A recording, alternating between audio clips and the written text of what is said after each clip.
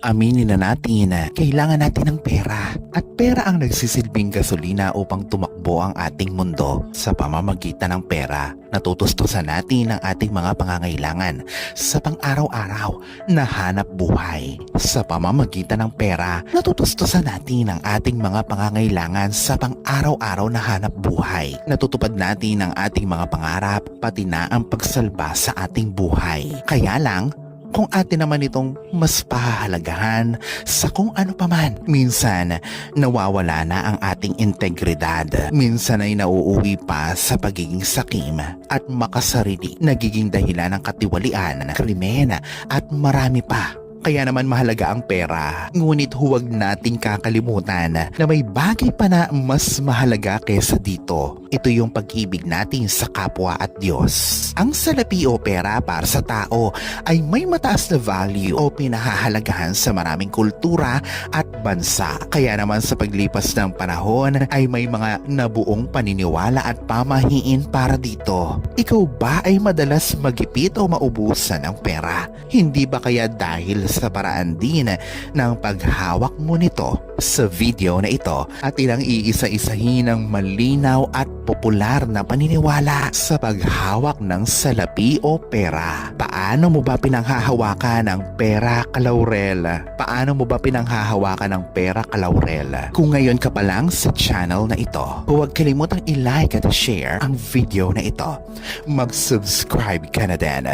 I-click ang bell at all para lagi kang notified sa mga pinakabago kong pampaswerte videos.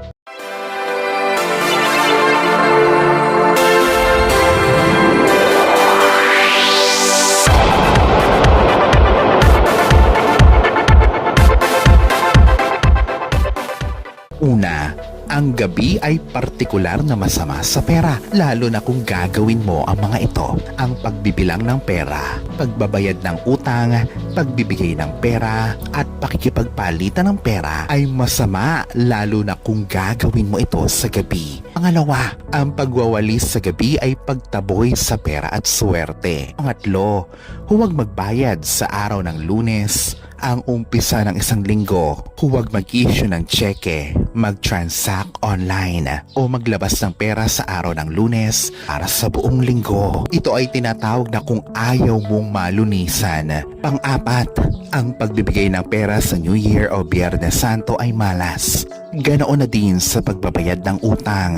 Panglima, ang mga barya na naihagis sa pinto o main door ay dapat na maglagi dito sa loob ng isang araw. Huwag gagastusin at ilagay lamang ito sa loob ng bag o wallet sa buong taon para sa swerte. Ang paghahagis ng barya sa pinto ay ginagawa sa New Year's Eve. Pang-anim, para sa mga Chinese, ang pagsusuot ng damit at paglalagay sa bahay ng mga telang may polka dots gaya ng sa kurtina ay pang-akit ng swerte at pera. Pang-pito, gamitin ang kanang kamay sa pagbabayad o pagbibigay ng pera at kaliwang kamay naman para sa pagtanggap ng pera. Pang-walo, ang pera sa wallet ay dapat na nakatayo, nakaharap ang tao sa iyo, nakaayos mula sa maliit na halaga hanggang sa pinakamalaking halaga. Pang-siyam, ang pagreregalo ng wallet na walang laman ay malas. Maglagay ng piso dito para sa swerte. Pang-sampu, ang pagreregalo ng sapatos ay malas. Ang pagreregaluhan o yung tatanggap ng regalo ang siyang dapat na magbigay ng barya sa magreregalo para makontra ito. Pang-11, kung ikaw ay makakakita ng barya sa daan,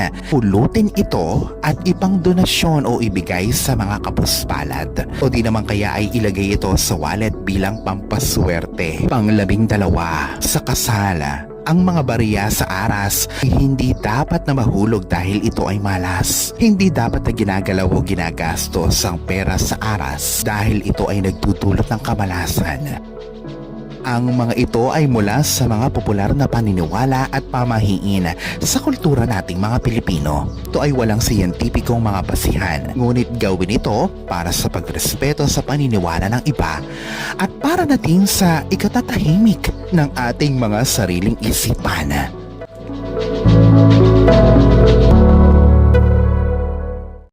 Alalahanin na sa poong may kapal pa din, nagmumula ang lahat ng pagpapala, ang kasipagan at ang kabutihan sa ating kapwa, kasabay ng buo mong pananalig sa may kapal. Ang siya pa rin na dapat ay manaig. Ang mga ito ay mga gabay lamang. This is Erfidel Rosario. Thank you for watching.